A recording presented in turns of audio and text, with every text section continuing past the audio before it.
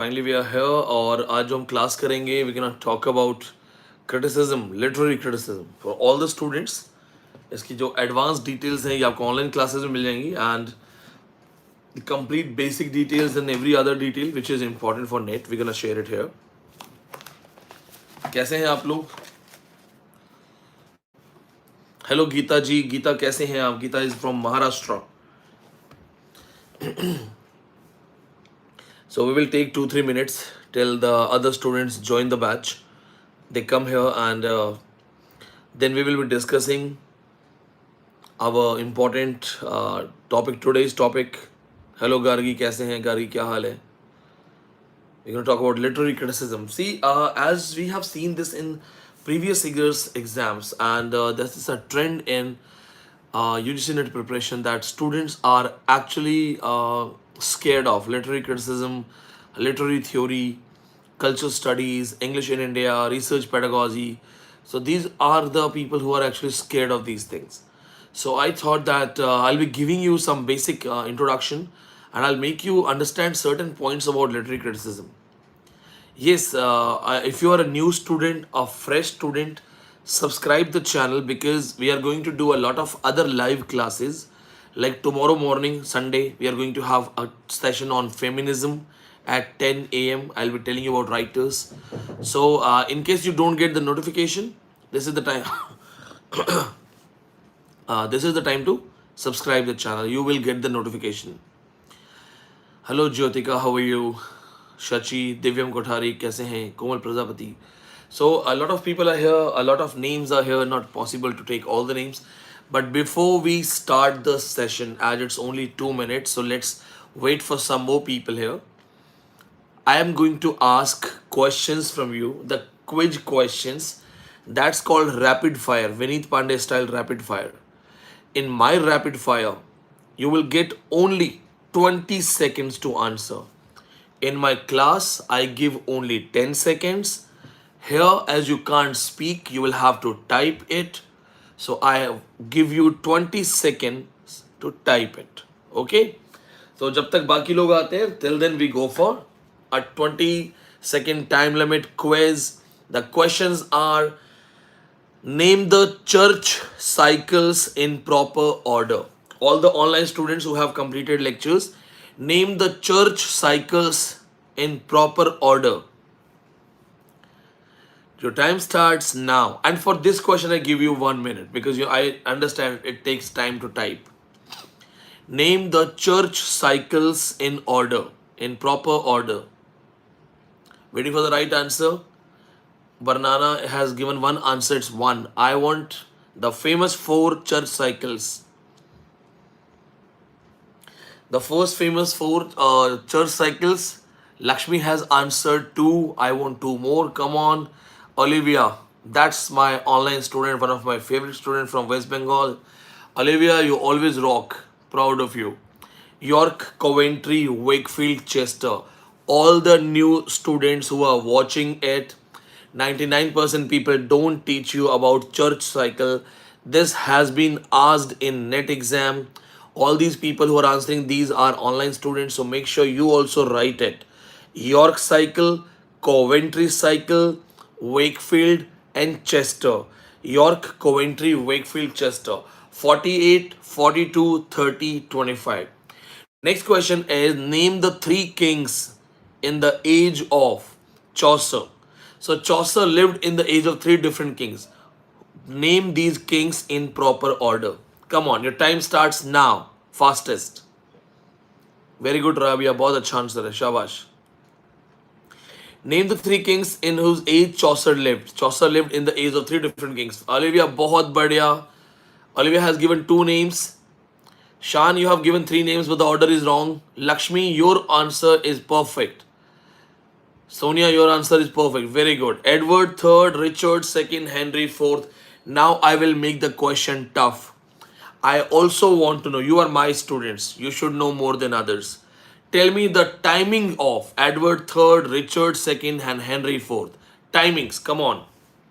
Then I will go for criticism class. Come on. Timings. I have taught you this thing and I have told you the timings are very important. So Edward III, Richard II, and Henry IV. I think somebody has the gate. Please check. Edward III, Richard II, Henry IV. Sonia, typing mistake. Olivia, very good. 1327 to 77. Very good. 1377 to 1399. Richard II, बहुत बढ़िया. And Henry IV is very good. बहुत बढ़िया. 1399 to 1413. Not 1430. Komal Prajapati, correct कीजिएगा. Olivia Raut has given the final answer. बहुत बढ़िया. Now, we talk about criticism. Approx 150 students have joined us.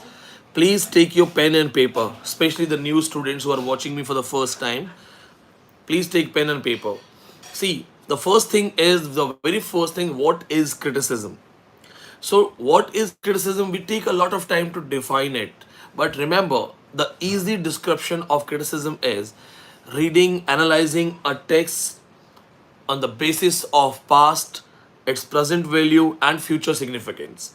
So, when a reader reads a text and compares it to the past structure, then present contemporary structure, and the future significance, that's called criticism. That's called critical analysis and evaluative reading, or simply an approach towards the book where it actually studies the book for its worth, the past, the present, and the future. Second thing that you have to read is that criticism doesn't mean you have to criticize. Most of the students think that criticism means criticize. No, no, no. It's not criticism. It's not criticizing. Criticism is talking about the merits of the book, demerits of the book on certain grounds, and not getting biased. Though there were some critics, they were actually biased, but criticism is not about getting biased. It's not a pure criticism. It's simple. It's quite simple. Reading, analyzing a book from multiple point of views and giving an honest opinion is called criticism. There are multiple critics. Now, see, as you, and I must tell you this thing, ये मैं आपको बोलना चाहता हूँ. I must tell you this thing. This is the net JRF class. Time is limited. That's why I'm not giving you a lot of detail. Okay, so don't compare my lecture to some university professor who has to finish criticism in 6 months. Because अगर मुझे 6 महीने पढ़ाने होंगे तो मैं आपको ethos Mythos पता नहीं क्या क्या पढ़ा दूंगा. Limited time, simple thing. Criticism divided in two parts. Make a note. Now, criticism is divided in two parts. One side, left side, and right side. You can do like this. Take a pen and divide your page, left and right. So, criticism divided in two parts. The first part of criticism is classical criticism, also called traditional criticism. Classical criticism, traditional criticism, or also called legislative criticism. So at the left side, when you're writing, write it. It is called classical criticism, also called traditional criticism, also called legislative criticism. The right side of the page, there you have to write it. Right side of the page, you have to simply write this thing, that it is called liberal criticism, oblique romantic criticism. Liberal criticism, romantic criticism, or we can also call it the natural criticism. Nature is related, but you go for only two words, liberal and romantic. The nature criticism got challenged by eco criticism. Okay, so only two. Now at the left side, where we have written about classical criticism, write down the names of writers. Write down the names of writers. My friends, if you remember this lecture of criticism, you will just, you will not need anything else to understand what criticism is. So we have talked about basic idea of criticism. Now we are talking about English literary criticism, and majorly divided in two parts. How criticism came to India, came to England, came to Europe. So here we're going to talk about these things.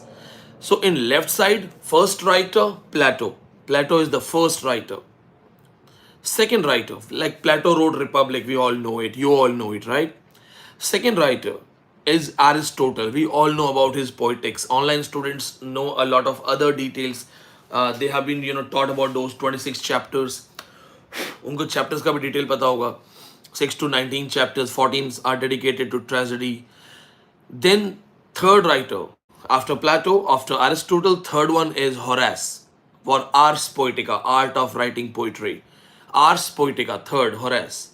After this, the gap comes and we have a new writer, Longinus. Now, see what happens. Longinus is a part of classical criticism, but actually, he is added in romantic criticism. So, I suggest you to write Longinus at left side also and write at the right side also. दाहिनी तरफ भी लिख लो. Because Longinus has been called the first true romantic critic by R.A. Scott James. आपने देखा होगा ना, बहुत सारे टीचर्स मेरी तरह लाइव पढ़ा रहे हैं, वैसे देखते हैं लेफ्ट में, स्क्रीन देख देख के पढ़ाते हैं. You can see my eyes, I don't have to see any screen. मैं देख रहा था कि कुछ लोग लाइव वो ऐसे कर रहे हैं. They talk to you, then they are like okay okay okay okay. Then this is not called teaching. Teaching should like you be the part of it. You enjoy learning, you enjoy teaching. What happens? Longinus becomes the first romantic critic by R.A. Scott James. After this, the criticism comes to England. Please remember this point. After Horace, criticism comes to England. And here, Ben Jonson becomes the first critic. Now, when you write Ben Jonson, please remember we have to talk about this important point. Otherwise, you will miss it. ये important point जो है, one of you is writing Virgil is a critic. Virgil was not a critic. Please don't write Virgil as a critic. Virgil was a great writer. He developed certain art and styles, but he was not a professed critic. Just like Wordsworth. Okay, Wordsworth is called a critic, which is the greatest injustice to him. जब आप literature को net JRF के level पे पढ़ोगे, scholars के level पे पढ़ोगे, you will find it out that even Wordsworth was not a proper critic. It's an injustice to Wordsworth that we call him a critic. And same thing is here. We have entered in British literature. Ben Jonson becomes the first critic, and my friends, this is Vineet Pandey style. Please यहाँ पे एक ध्यान रखना, बहुत important point है, very important point, don't miss it. Ben Jonson is the first English critic, but not a proper critic, not a pure critic. This is John Dryden. This is John Dryden. Okay, so Ben Jonson is the first person who became the part of criticism, but he is not the first English critic. It is John Dryden. Now, many of you will be confused why Ben Jonson has written discoveries. So, why Ben Jonson is not a first critic? To all my friends, to all my students who are watching this video, and if you're a new student, subscribe this video. Ben Jonson did not write any book of criticism. आपने लिखा है ना discoveries. No. Discovery is not a book written by him. The biggest mistake students are doing right now. ये बड़ी गलती है. Ben Jonson did not write discoveries. Remember this point that Ben Jonson, the one who was following the style of Plautus, the Roman writer, and the Roman classical comedy style, the Greek comedy style, Plautus, the dull comedy style. He was following it. He was writing comedy of humors, but he wrote prefaces. He wrote articles, and his articles, his prefaces, his commentaries were compiled by his own students, own followers, and they published the compilation, the collection under the name Discoveries. So make sure you remember that it is actually a collection of prefaces. Ben Jonson did not write. Nityanand, you have written about George Putnam and Sydney. उससे पहले और बहुत लोग हैं. Sydney is again not a proper critic. Sydney simply replied Plato. We study Sydney in criticism because when we teach you net, then it is the part of the chronology. But Philip Sidney is not studied from a proper critic point of view. Sydney was everything. So you must learn, even even a bowler can do a batting. But the pure batsman is pure batsman. Okay. So Sydney was like the bowlers and other people. They did some kind of commentary. Ben Jonson was not a pure critic.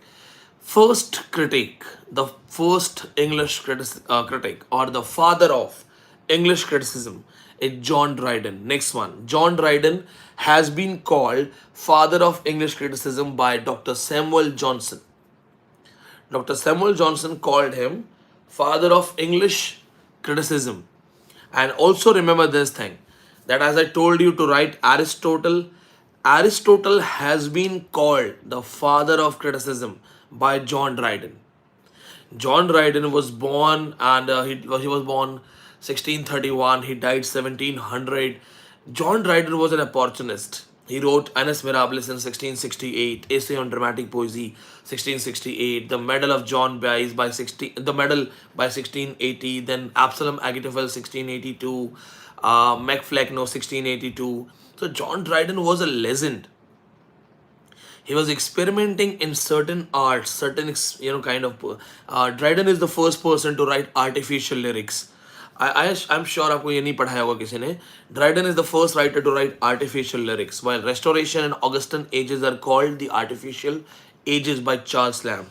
So Dryden experimented in everything, like he wrote Estuary Ducks, Heroic Stanza, and everything.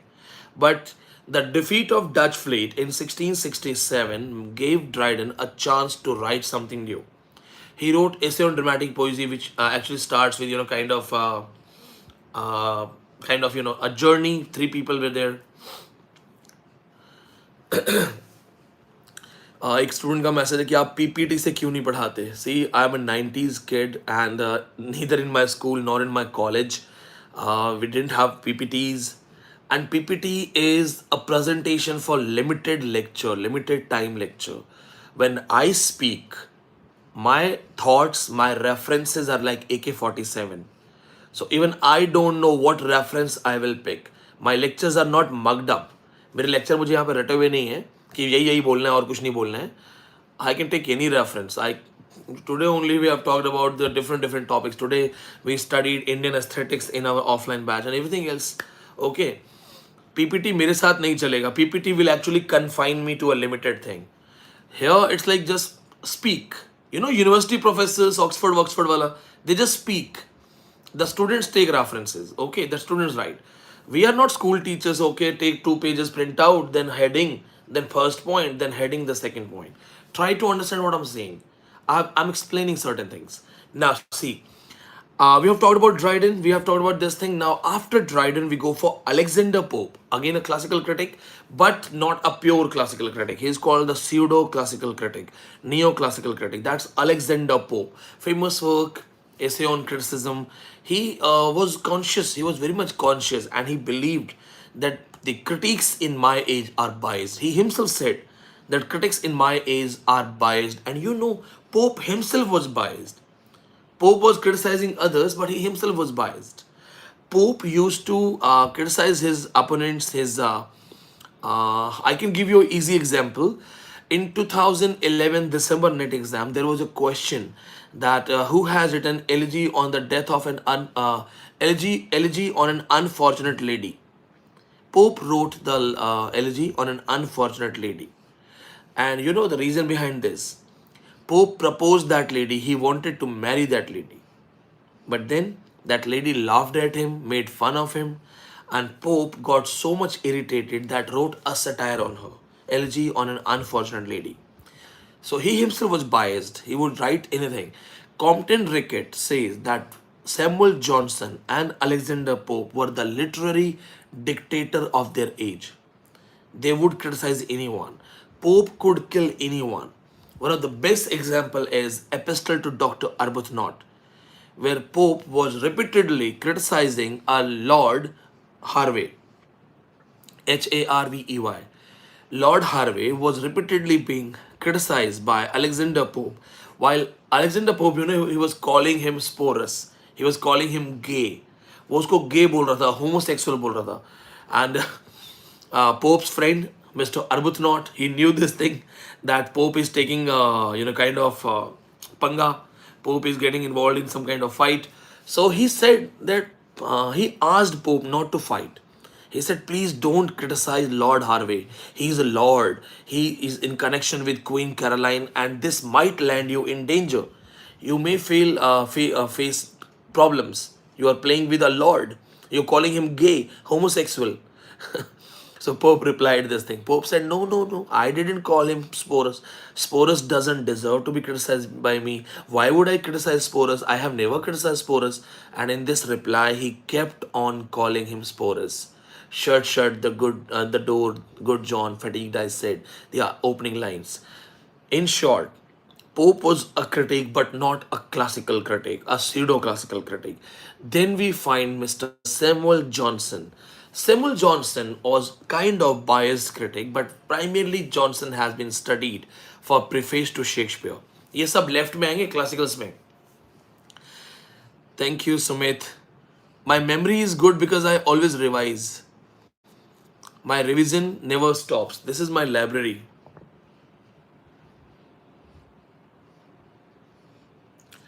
I never cease learning. So, Samuel Johnson, he criticized Shakespearean comedies but praised Shakespearean tragedies. Samuel Johnson was of the view that Shakespeare was fond of using disguises, quibbles, puzzles. That was something wrong. But after Johnson, we find Matthew Arnold, the philosophical, classical, and unbelievable critic. Amazing. He became the professor of poetry at Oxford. After Arnold, we find T.S. Eliot. T.S. Eliot was one of the best ever critic who finds a bridge between the traditional criticism and the modern new criticism, modern literary theories. Most of the students that don't know it, that T.S. Eliot is also included in literary theory, the new criticism theory. Make a note of this thing that T.S. Eliot is a bridge between the traditional criticism and literary theory, while Matthew Arnold, he was the purest critic. When he became the professor of poetry at Oxford, he was the one who was not biased. He was the one who was not concerned about the materialistic life. He believed in purity. He believed in piousness. Imtiaz, it's been long time, how are you? One of my best student from Kashmir. कैसे हो? बहुत समय के बाद, लगभग 3-4 साल के बाद बात हो रही है शायद. So this is what I wanted to say. The concept of Arnold, Matthew Arnold, he believed this thing that poetry is criticism of life under the laws of poetic beauty and poetic truth. Here with Matthew Arnold, the philosophical attitude, the moral attitude of classical criticism comes to an end. T.S. Eliot is also in classical tradition, but a modern classical writer. A modern classical writer. So at left side that you have made a list: Plato, Aristotle, Horace, Ben Jonson, Dryden, Pope, Samuel Johnson, Matthew Arnold, T.S. Eliot. Right side we go for Longinus. After Longinus, we have to go for Wordsworth. After Wordsworth, we have Coleridge. Wordsworth was of the view that poetry should be in a language really used by common man. Wordsworth believed this thing. Now you tell me, what do you believe? Poetry should be in tough and complex language, or poetry should be? I.A. Richards is a new critic. I.A. Richards practical criticism में आएगा. This is the problem. आपको किसी ने system से नहीं पढ़ाया ना, तो आप मिक्सअप करते हो. मिक्सअप मत करो, कंफ्यूज हो जाओगे. Wordsworth believed that poetry is spontaneous overflow of powerful emotions recollected in tranquility. He said that poetry should be simple. Poetry is an emotion, expression, something coming from your heart. Now tell me this thing, what kind of poetry you prefer, what kind of poetry you want? Something which has been thought, analyzed and written, just like the neoclassicals. They were very much conscious about style. They were not conscious about the content, they were conscious about the style. That style rehna chahiye. And the romantic writers were of the view that something that comes in your heart, spontaneous, no brain, no knowledge, no logic, something very true that comes. So spontaneous overflow recollected in tranquilities. Wordsworth was a sage. He believed this thing that there should be no artificialness in poetry. Wordsworth was of the view that a language used by common man means no artificial language, because in neoclassical writing was also a kind of fashion showing people that we have talent of writing. Some of you must have seen some people who speak in English with bombastic words. They write with some toughest vocabulary to show some impressions. So he believed in that thing. Sashi Tharoor is somebody who uses a lot of, there is something called sociolinguistic. Sociolinguistic and linguistics are two different things. Linguistic is the knowledge of language. Okay. Sociolinguistic is the knowledge of social language. Okay. What is social language? I am talking to you. I am the part of your society. So I am choosing my words which are easily understood by you. Okay, social language.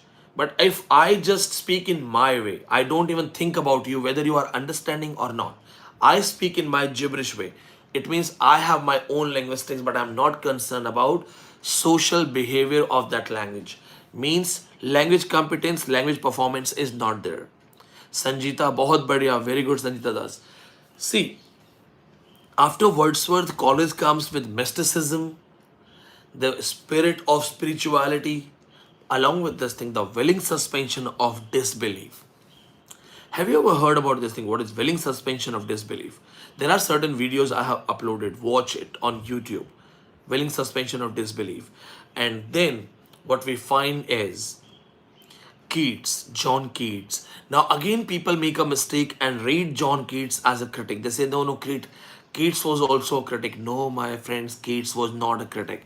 Keats was not even concerned about criticism. Keats was not even concerned about French Revolution. Keats is the only romantic writer who doesn't, have any reference of French Revolution or present day scenario. Keats was completely involved in beauty, in nature, in love. Keats के लिए it was all love, it was all pleasure, it was all beautifulness, the sensuousness, the most sensuous poet. Keats was not a critic. Please never ever call him a critic. Shelley can be called a critic. Shelley did some kind of contribution in poetic criticism, but Keats, no, no. It is just his letter, which is very important, that he wrote to his brother and sister, George and Georgiana Keats, where he talks about poetry, ideal poetry, what kind of poetry should be there, how poetic thought should come to you. He said the poetic thought should come to you just like the leaves coming to a tree, where he talks about negative capability. But he was not a proper critique. Never ever do injustice with Keats by calling him a critic. Just call him the lover of nature, the true poet, the most romantic, most sensuous, second generation poet. And then we go for Shelley. Shelley is kind of critic, not a pure critic, but kind of critic. In defense of poetry, the way he actually justifies four ages of poetry, talks about this thing. Thomas Love Peacock attacked poetry and poets in a famous work, Four Ages of Poetry, and attacked poetry. He said that the golden age of poetry is past and the present people who are writing poetry are not good, not up to the level. So P.B. Shelley, Percy Bysshe Shelley, came to support the present day romantic poetry. Remember this thing that Shelley was also a critic of George III. He called him old, mad, despised king. Shelley was very much inspired by French Revolution.